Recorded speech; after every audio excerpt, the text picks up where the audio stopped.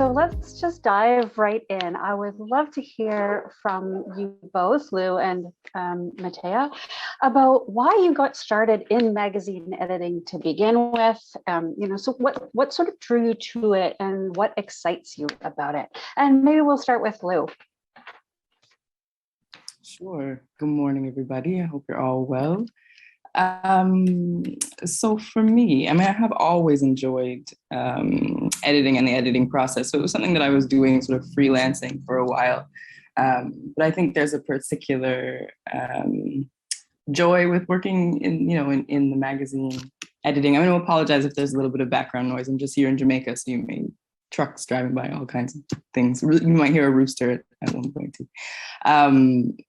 But yeah, there's a certain joy, I think, with being able to work with that volume of both writers and editors. So with my work with both Room and PREE, there's a very collaborative structure, a very mentorship-based structure. So we're kind of in this space where all of us get to learn from each other's skills. So I did know that with each of those publications that existed. And so that's definitely a huge highlight for me. But for sure, my favorite part is really working directly with authors to put their work into the world and to really support them through the copy editing and editorial process. Yeah, that's great. Matea. Hello, hi everyone. Hi Lou, nice to meet you. I haven't met you before. Nice to know that you're broadcasting from Jamaica today. That's incredible. I'm here in Vancouver, Musqueam, Squamish, and Tsleil-Waututh territories, and it's really nice to see so many familiar names and faces from across Canada.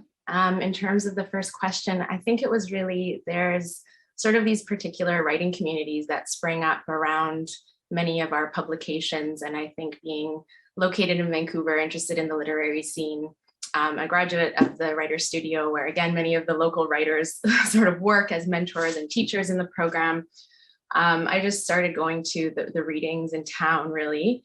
And I noticed that the Capilano Review was one of the many sort of different publications that were hosting readings that really attracted me. And I think the unique communities that sort of sprang up around each of our publications, whether it's the feminist publications, experimental, all the little kind of niches that we are platforming. And there's of course a lot of overlap between them. And so I think that the nourishment of the writing community really drew me in, and the opportunity to get to work with those writers and artists, sort of similar to Lou, to bring the work through the publication stage. It was just a really exciting thing to be a part of. Yeah, absolutely. And I really agree with you on that nourishment thing and the interaction between colleagues. Matea and I have shared an office before. The Geist offices and the Cap Review offices are in the same place in the Woodwards building. So we've commiserated over coffee first thing in the morning many times. For me, I have a little bit of a different background in that I started in book publishing first and then made the transition over to magazines. But what I love about working in magazines has always been putting together a whole issue, that sort of curational element of putting together an issue and making the pieces in the issue all speak to each other, and have these authors who maybe have not ever met in person, talking to each other from a distance and extemporaneously. I've always found that really intriguing and really sort of fun and exciting to work with. So that's sort of what I love about being a magazine editor. My time here now, I was with Geist for almost a decade, but now I'm on the East Coast. So I think, Lou, you and I are in the same time zone or close to it, ish. So now I'm the publisher of Visual Arts News, and it's really fun to get to know this new community on the East Coast, new authors, new fun people to work with. So as a panel, I think probably we have quite a bit of experience between us, quite a few years in the biz. What would you say are the biggest changes you've seen, say, in the past 5 years? And maybe this time we'll start with Matea. Yeah, I mean, well, when you speak about AnnMarie, about sharing an office together, I mean, that's of course, like, you can't help but think about the pandemic and how that has shifted all of our work situations. We used to start the day, as you were saying, being able to sort of debrief with each other what's going on in the industry and the community. Of course, we've been doing remote work, and that's really shifted our workflows. I mean, it's connected to burnout in the sense that there has been a lot of new work that has sprung up around, COVID policies. If you are hosting events, sort of having to like spring. I think that is something in the magazine industry. There's a little bit of like having to sort of suddenly react to something that's very new. But I think before COVID, if we're looking at a larger sort of time span, 5-10 years, I think it's really been that digital audience creation and digital reach for magazines has been a really big shift. And you see the grant, the funders and the funding agencies kind of also really pushing that digital transformation, which I think is really real and is a way that we, I think the Capilano Review probably had one social media platform 15 years ago, and now we have six different ones that we're posting to. There's the more communication with the audience members between the print issue. So I think we're going to come to this a little bit later, but I think that balance, we talked about that with Jessica Johns when she was here in the sort of preliminary session about how the print issue is, of course, still sort of at the heart of everything, but then there is the bringing in of all the digital content. And so how do editors sort of manage their time and know how much weight to give to these things, because increasingly the digital is sort of like where your public presence is. It's where you have immediate contact with your readers. But of course, everyone is very loyal and connected to the print edition as well. So I think that's a new balancing act that magazine publications have had to sort of straddle in the past 5 years. And doesn't it feel strange to talk about digital as if, it still presents this huge challenge for all of us, even though it's like this element of our businesses has been around for a really long time. Lou, I'd love to hear what you have to say about this. So I've probably been in, sorry, the noise. I've probably been in magazine editing for a shorter period of time. I came into Room in 2019, and then at the same time began working at PREE. But I feel like at the time when I began work at Room, there was a definite interest in sort of changing a lot of the, some of those really older sort of organizational structures that either makes it, trying to make some changes to make it easier to support, especially writers of color in the work. So, some changes being made to copy editing process, to conversations about content, especially as a feminist press. So that's been really encouraging. But definitely all those pieces around, the digitization, I definitely agree with that as well. And then also the way that we work. I mean, of course, the pandemic has changed the way that we work together. A lot of editorial teams are spread over a large distance. I'm not usually in Jamaica, I'm usually in Toronto, but at the same time, we're all over the place. So I feel like, some things have changed with the way that we work with each other, with our organizational structure, with the tools that we use, Slack, which is great, but it also makes us, in the spirit of talking about burnout, it sort of makes us continuously accessible in a way that, can add extra stress and make it harder to make the editorial role sustainable. So some good things and some tricky things. Yeah, the little ding of Slack that makes you like shrink inside a little bit.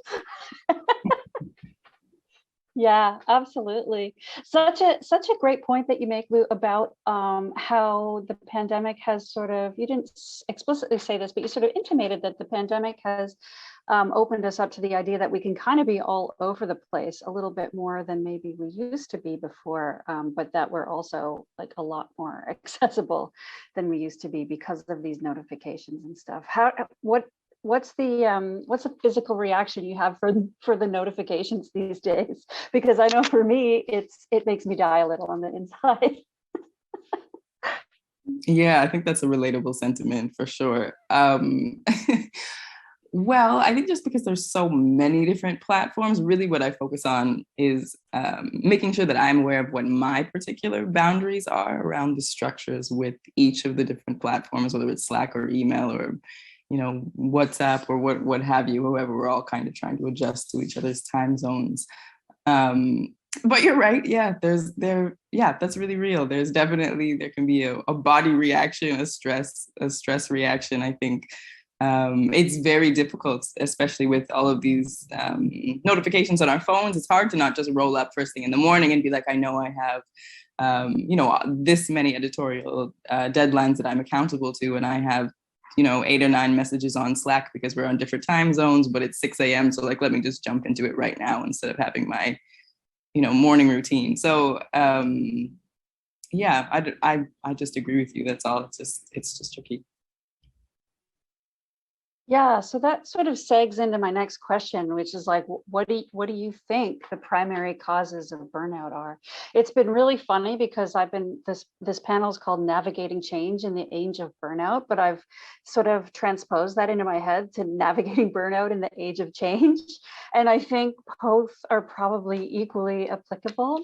But if you had to pick a reason for why it really seems like so many people are feeling burnt out with their job, because I don't know if you've been on social media in the past couple of weeks, but there's just been that great resignation and a lot of conversation about how people are so burnt out in publishing. And I'd love to hear what you think that's all about, besides maybe the obvious, or maybe it's just the pandemic. I don't know. What do you think?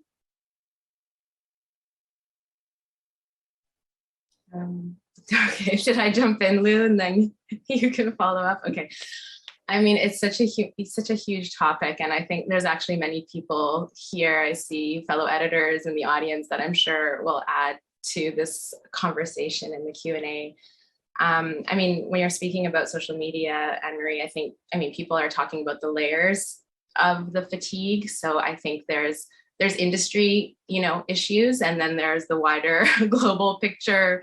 That it just feels kind of these layers of crises that have been unfolding over the past 2 years. So I think people are pretty mentally and emotionally tired. And I think when you have industries that are already, I don't know what is the word for it, maybe under-resourced is a good way to speak about the publishing industry.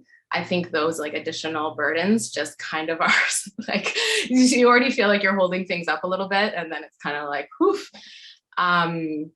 But something that I was going to riff off of what you had mentioned, and you and Lou had mentioned about the notifications and the time.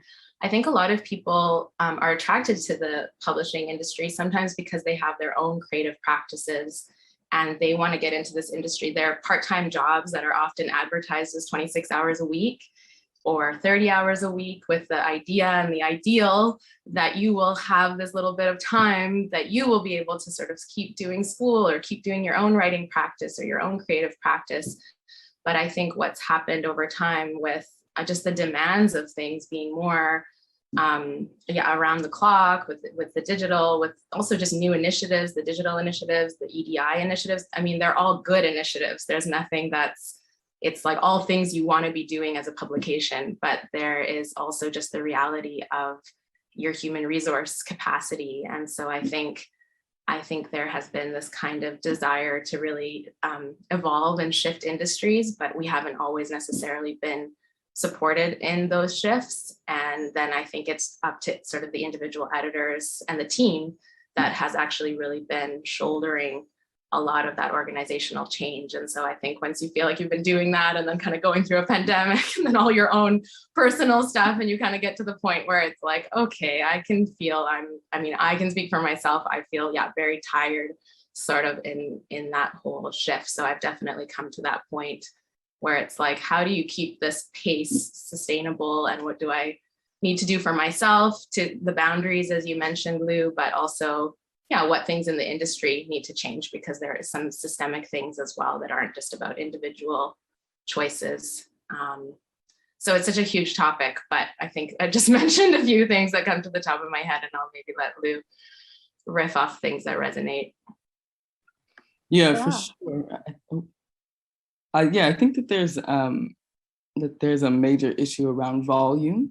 I think that, whether we're talking about literary magazines or presses of any size, a small press or a large press, I think that there's, there's, whether it's based on funding requirements, you need to put out a certain number of titles in order to get this amount of funding, or a certain number of issues to get funding. I think that the standard that's set up for us in terms of the volume of the work that needs to be put out is so very high. And I think that it doesn't, it obviously doesn't serve the sustainability of the editors in terms of our workplace burnout, but it also doesn't serve our writers either. I think I'm a big fan of sort of doing less, but doing it well, and being able to make space for a really rich editorial relationship with writers, whether that's in like a literary magazine or working on larger manuscript projects. So I'm both navigating that as an editor and as an author. That's something that I've seen, and I think that one thing I've noticed as well is that I think that there's such a it's really unfortunate, but I think that like sometimes there can be like a rush to jump on certain trends, and even like the publishing writers of color can become like a trend in a certain kind of way to like get out their work and push out their work, but in a way that doesn't always leave room for doing right by them in an editorial sense. So definitely pace and volume for sure, and then also all of those aspects that each of you talked about is just that, workplace culture and hyper productivity. I just started doing some work with Hush Harbor Press, which is a new press, but I really want to shout them out in terms of the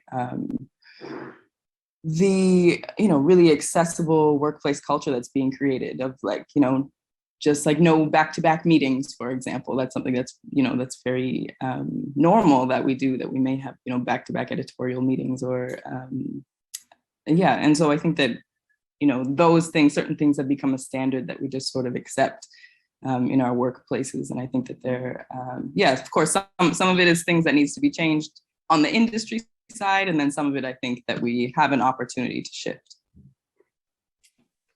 Those are you've both made some really incredible points. And I wonder if some of this has to do with how expectations have changed, or how many of us get into the industry, because I think, there's a lot of people get into the business because they love the work or they have a creative practice, but it's there's not like a professionalized stream necessarily that people go through either educationally or professionally to get there. You sort of fall into these kinds of jobs, and then you're expected to be able to do everything because there's like 3 people running the magazine. So I think that's a really sort of interesting thing that you both kind of brought up. One of the questions that has come up in the chat: what percentage of time do you spend on editing versus getting to print versus social media posts? And this sort of riffs on that, because it's like you realize that the 3 people who are doing these magazines, I know at Geist we had 3 people, at Visual Arts News we have 2 of us, and a couple of freelancers. So, we really are required to do everything. And so you get to feel a bit spread thin. So maybe each of you could talk about sort of how your jobs break down in terms of what you're up to at the magazines that you work with. Matea, you want to go first, or Lou, do you want to go first? Lou, you go first. Lou, you take this one first, and I'll follow up. I love that question. I think that's a very good point. The way that I think of it is like, there's just so much to do. So those moments where I literally say moments, but the time when I get to just edit and not think about anything else is just delicious and wonderful. It's my favorite time. But it really does feel like that, there is that sort of scarcity, which is bizarre, because people, think of editors that's mainly what we do. But I think that, I would, and don't hold me to this, but I would guesstimate like 80% of our time goes towards things that are not always directly editing work. I don't know if you both feel that that's a good estimation, but. Yeah, I think that's pretty close. How about you, Matea? Yeah, I would say so too. I think that title of editor, I'm often sort of like, when do I get to the editing? There's so much the admin demands, the grant, obviously the granting, the reporting. Zool asks about social media. I mean, the communications aspects, creating the graphics, the copy, that's definitely become a way bigger demand than just the pieces that are submitted. There's lots of great questions coming in. I'll just say, in terms of this, have you already worked at, like for myself, the Capilano Review has been the major publication that I've worked at, but if a couple of our editors have done the work of starting their own small presses. And I think they're similar issues, because it's just then a one person show, really, like starting up their own sort of small presses. So I think what you were saying, Lou, about this press, maybe you can put the name of it in the chat, that you just started working at.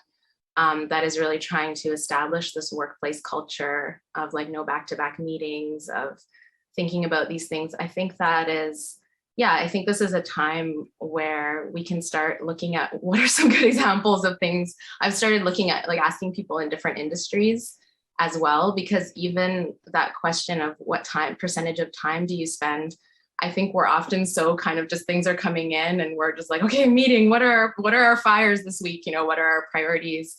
That there's not even necessarily a tracking of the time. And I've been asking folks in some different industries who, I don't know what software they use to do this, but everybody on their team is kind of ticketing time that they're spending on things.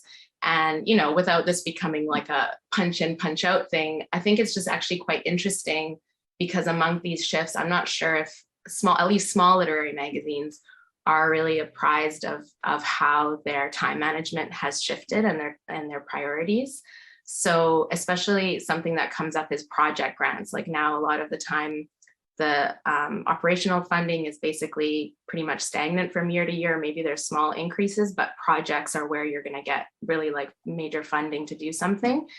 And so there is, I think, again, sort of tracking, okay, but then what does this mean for our staff, that we have this additional project this year that we're all sort of contributing to out of our regular staff time.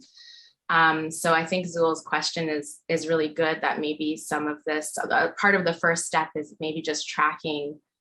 We're not doing that as a magazine. I'm not sure if Geist was or Room is, but just sort of seeing where staff time is going now. Because I think we would see some of the shifts there. Yeah, I do this as a, like, it was never something that we instituted at Geist, but it was always something personal that I did. I used to keep a journal, just a handwritten journal. And then I've also started using Toggle, which is a timer. And I think, initially it was built for like time tracking for projects you could bill against it. But for me, it was really helpful to see where my time was going. And such a gigantic percentage of my time was invested in admin. And so I wasn't really, as Lou said, like when I get to do the editorial work, I was super excited because it just felt so infrequent. And this sort of ties into another question that's come up that Asna wrote. Do you think the culture of hyper productivity goes well with the editorial process as you would like to practice it?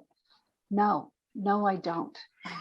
The thing about editorial is that it takes thought, and it takes deep thought, and deep thought it just feels like such a luxury to me. What about you, Lou, Matea? How's deep thought going for you? I completely agree with that. Yeah, it really is completely contrary to what's needed in the editorial process. That's exactly what you said. It's deep thought, and you're also working with you're also working with authors who have to be able to receive that, process it, bring it back to you, and sort of have that back and forth.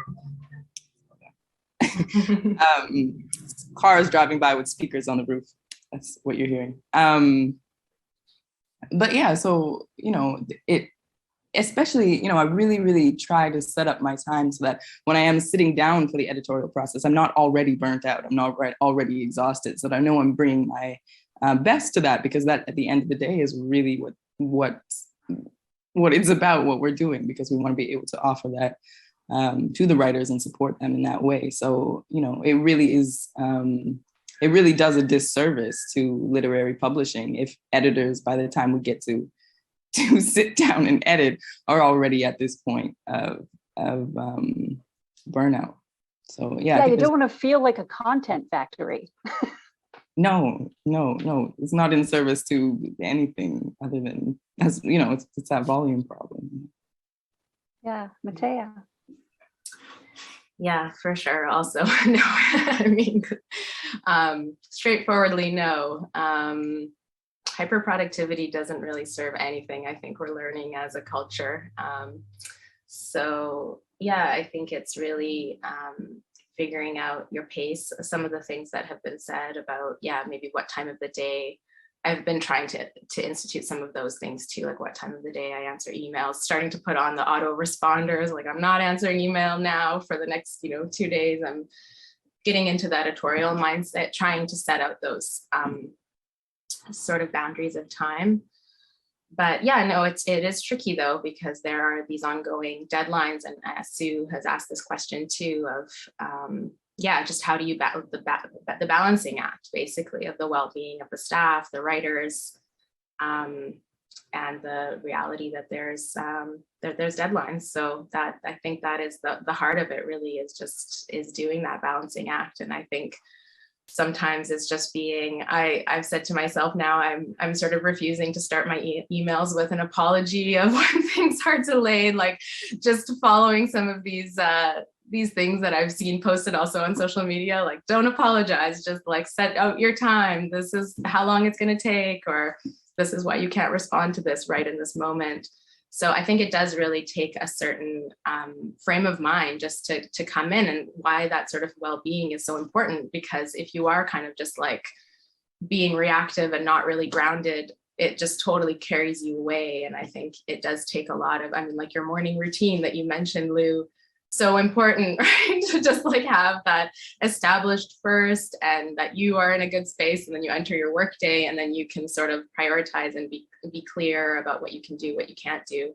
So it's people are putting in words like the hamster wheel, and like there is a lot of this kind of like the terminology, that it's like a treadmill or it's like a runaway situation. And so I think, we need to find ways for that it not to be a runaway situation. But in the meantime, I think it does take a lot of just your own sort of, just finding out how to find ground and your own pace in that sort of, Sue's question really gets at something good. She writes, how do you balance the well-being of your staff and freelance writers with the reality that magazines have deadlines, need quality content?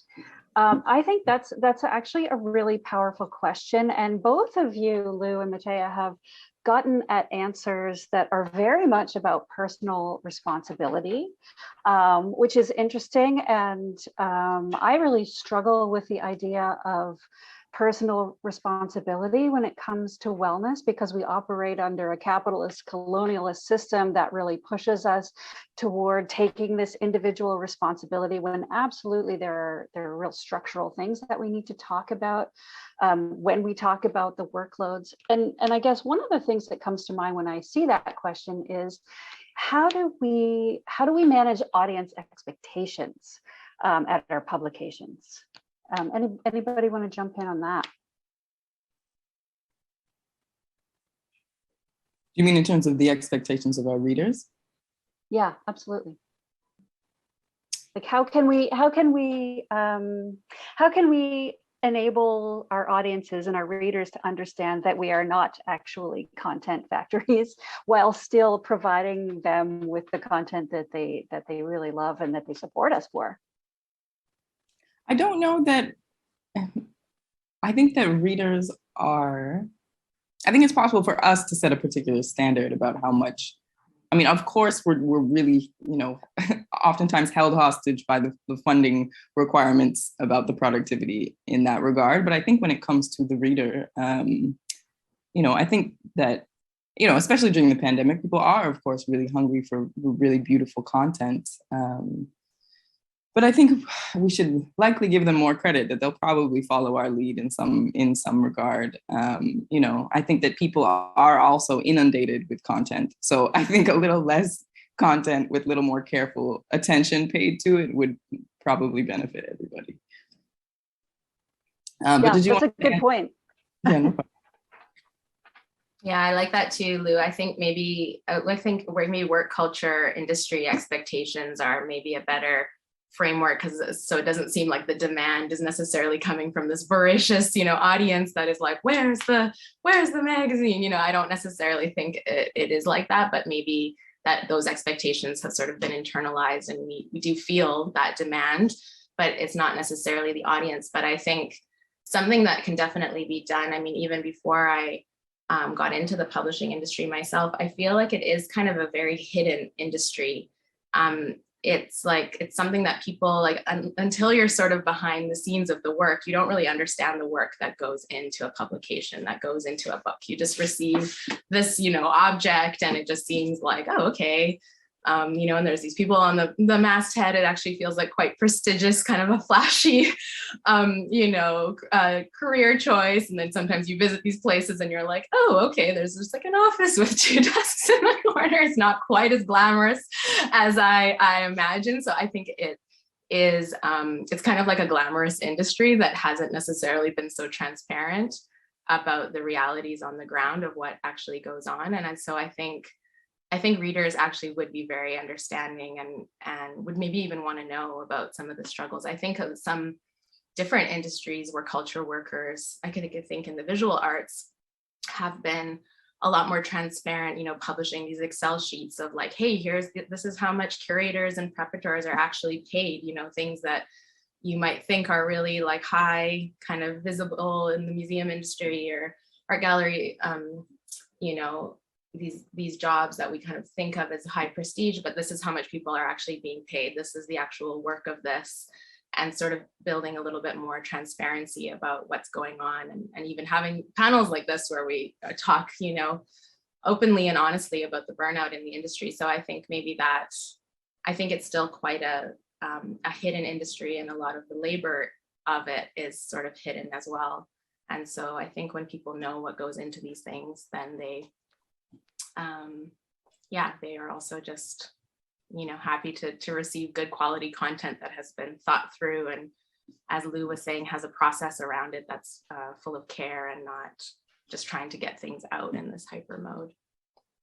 Yeah, those are some great points, and I'm just keeping an eye on the chat here, and I see a number of questions that are coming up, and this was something I wanted to ask about as well, about funders. So Zool asks, funders like accountability and production, do you push back against funders to produce less and think more? Do funders understand how little editing takes place on the budgets they fund? Should we be honest that a great deal of magazine publishing in the arts sector is not sustainable, certainly not on the funding available at present? What do you think? Definitely. I think that's hard to do, as an individual.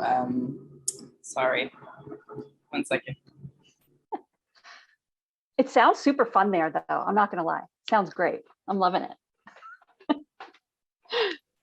Yeah, I think that on an individual level, as one literary magazine or one press, that would be very difficult to do, because we obviously, we have to be accountable to our funders, and many of us depend on them heavily. So, but I think the conversations like this and sort of this mutual acknowledgement, we don't always realize, like just as you said, Matea, it's people look at it and it looks glamorous, and then the back end of it is not that way. So I think having these conversations between each other as editors as well, I think is a good starting point to start, to approach our funders to have that conversation about what we might need to change. That might be very slow, but I think that this is a good starting point. Yeah, I think funding bodies have been typically very slow to respond to changes in the industry. I mean, I think we see that in terms of how they view digital audiences versus print audiences. It's taking a lot of catching up for them to acknowledge that digital audiences are so prevalent for many of us, yet at the same time, they're really prioritizing us doing more for our digital audiences. And this sort of addresses the project funding that Matea talked about earlier. You know, you've got all these project grants, and it's sort of like you want to do this and this and this, but there you have to narrow it down so that you can actually like have a breath. How can organizations like funding bodies, how can professional organizations help with burnout, do you think? If you had a magic wand, what would you ask for if you thought you could, with one stroke of your magic wand, cure burnout in publishing?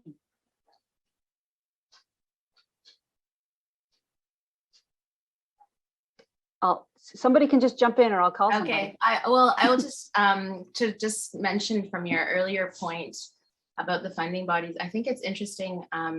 It's Kate Monroe, I believe, who's the publisher of C Magazine, and I was watching a talk that she gave also on EDI principles, and she talked about how once they had centered that in their work at C Magazine, I think one of their editors, Jack Bernot, is here too, so maybe they can chime in about this in the chat or later on, so that I'm speaking correctly to this. But I think as a staff and as an organization, they really said, okay, this is something that we're going to center in our work, in our editorial processes. So we're actually going to go from publishing 3 issues a year to 2, and saying that because, you know, really centering this in our work takes a lot of staff time. It's not just something we can do off the side of our desks.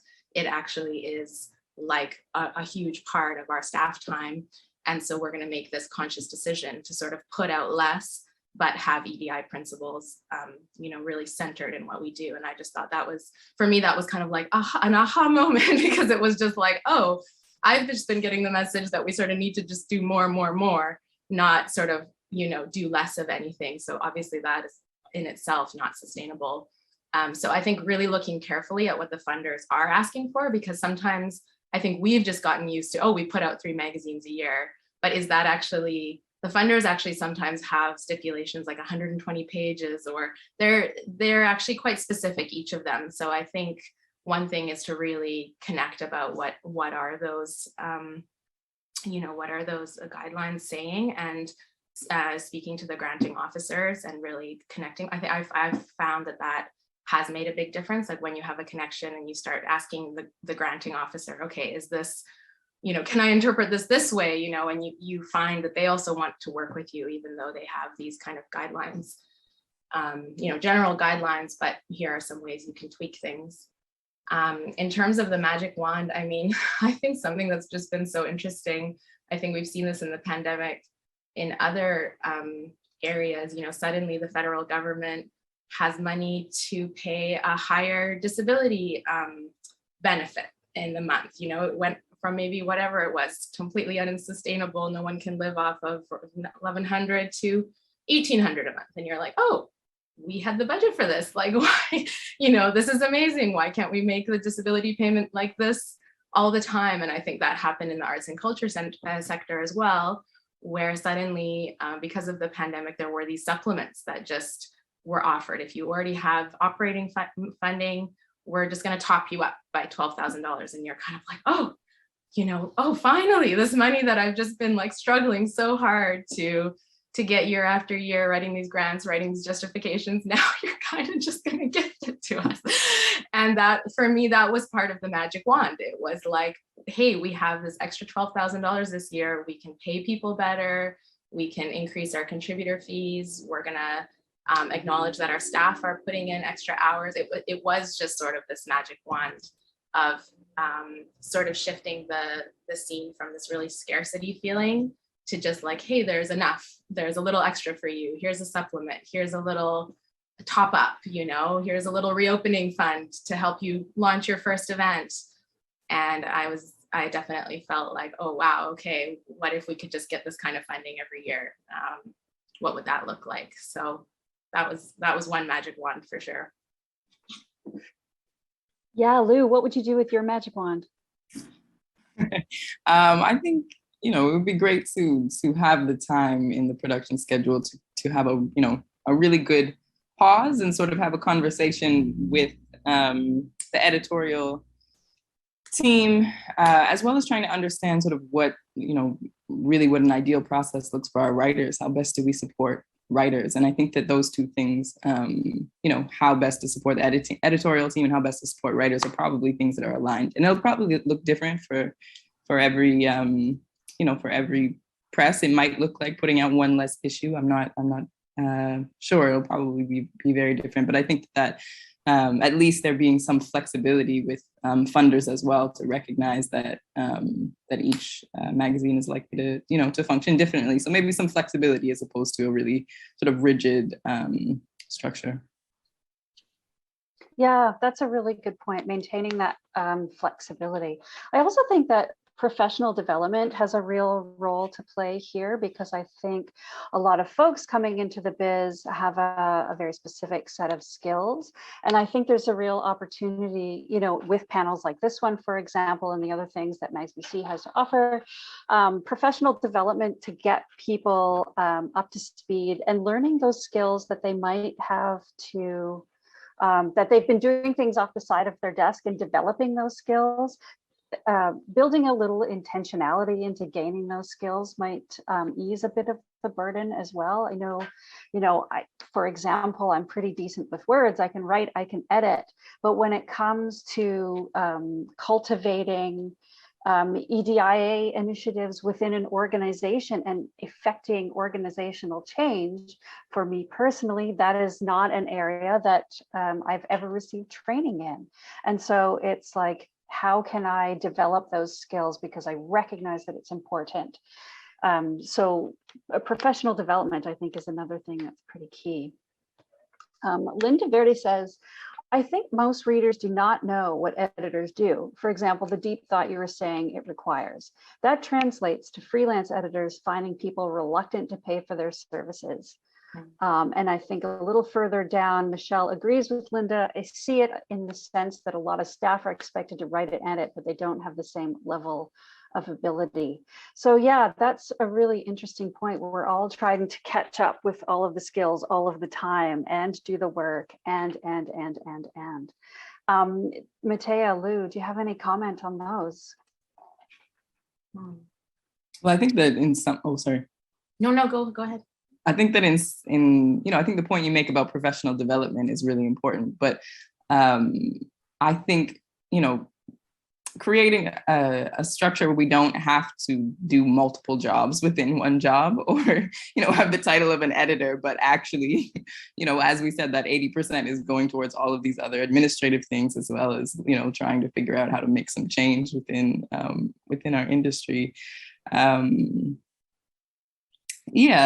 I think, the professional development point is important, but really if we could just be an editor or just be a writer, and then I think that allows for some really positive mentorship within that, because if we do have people at the staff at a different skill levels, and with Room it's very particular because it's a collective structure, but if I'm not doing 5 or 6 different roles, or our editors aren't doing 5 or 6 different roles, that allows for us to do some of that, mentorship and bringing on new editors and bringing in faces that we haven't seen before within an editorial team.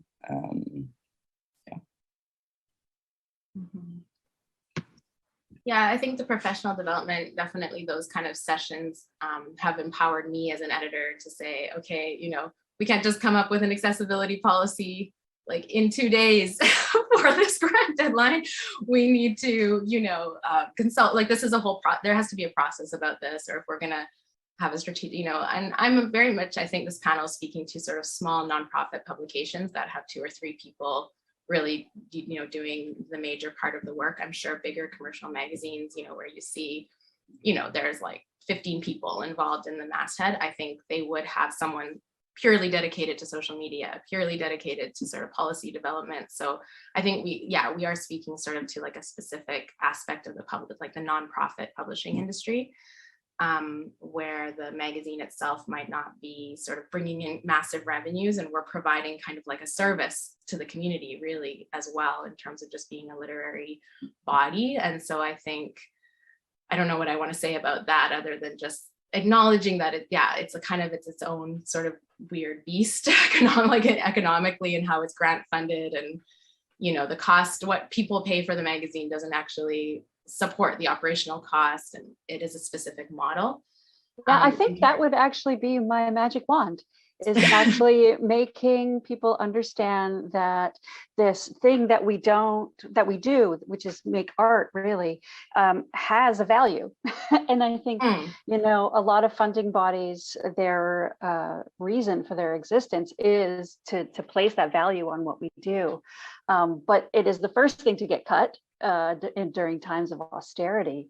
So really making sure that audiences and that the general public really understands just how much they really consume art would be an amazing magic wand thing, I think.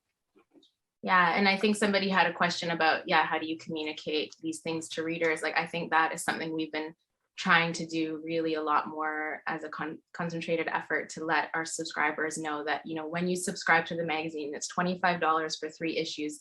This is not covering the cost of producing this, the staff time, the writer's time. Like, what is that? 25 divided by 3? It's like, $11.50 or something per thing. Like, doesn't even hardly cover the shipping costs. So it is like, you are, by becoming a member, by becoming a subscriber, you are supporting art and writing in your community. You're supporting this work. You're supporting these people to be able to have like local publishing outlets to be able to publish their work, and emerging writers, you don't start out with McLennan and Stewart, you have this small local, so it provides a value that is hard to monetize. And I think, we have a hard time in our market system of how to value those things. And I think that speaks to the editorial work as well, that people are mentioning that freelance people don't want to pay for these services.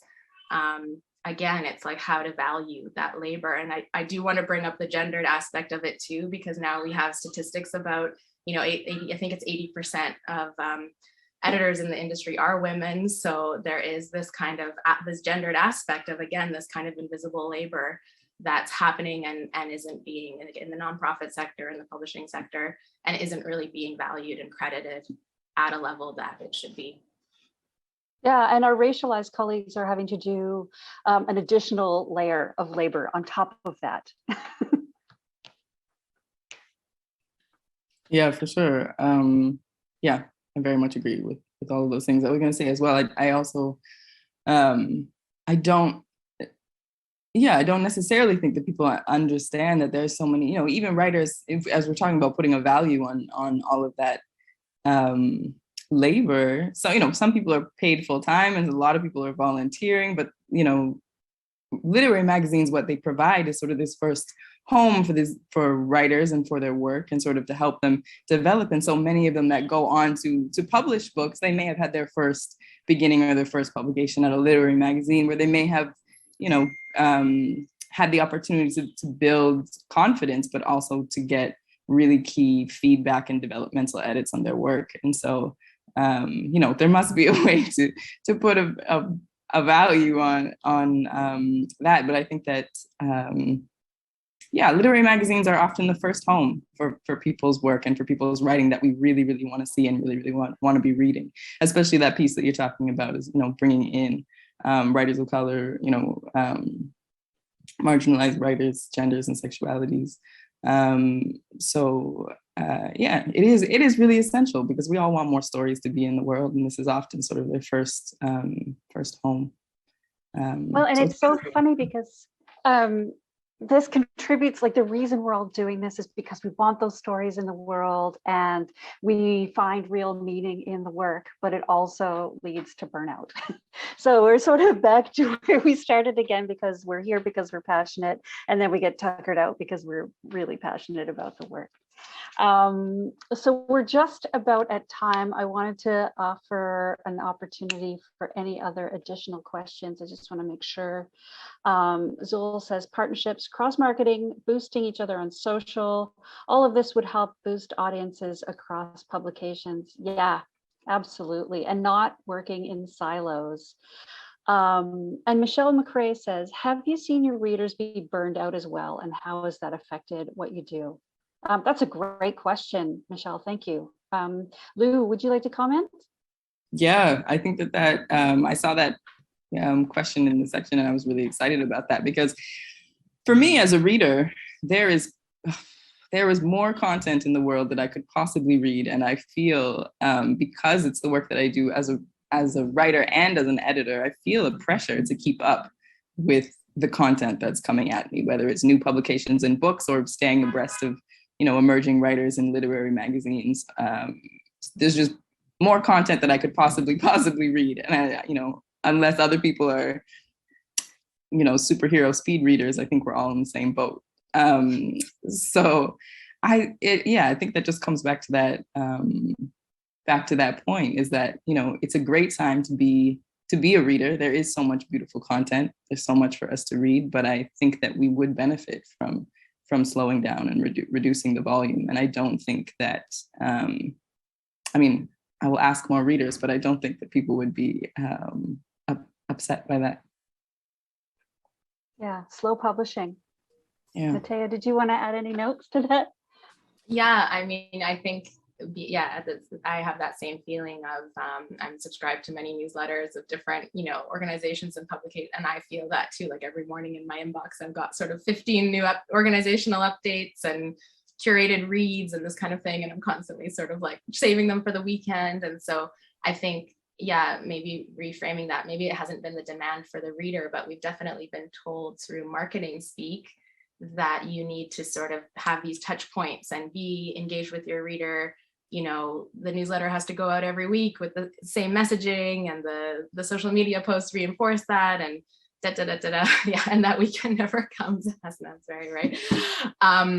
So maybe it's time to rethink that and say, our reader is that marketing thing we've been taught, which is this sort of platform and constant messaging, remind your reader constantly that you're still there, versus just like, oh, maybe once a month is enough. It was really beautifully curated content that you've really thought about, and you send out into the world and actually have, people responding to that, rather than this kind of like, this pace that we've been told is what's needed to sort of keep our presence up.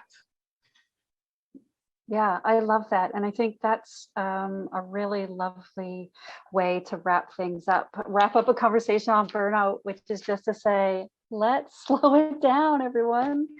Matea, Lou, thank you so much for your wonderful thoughts.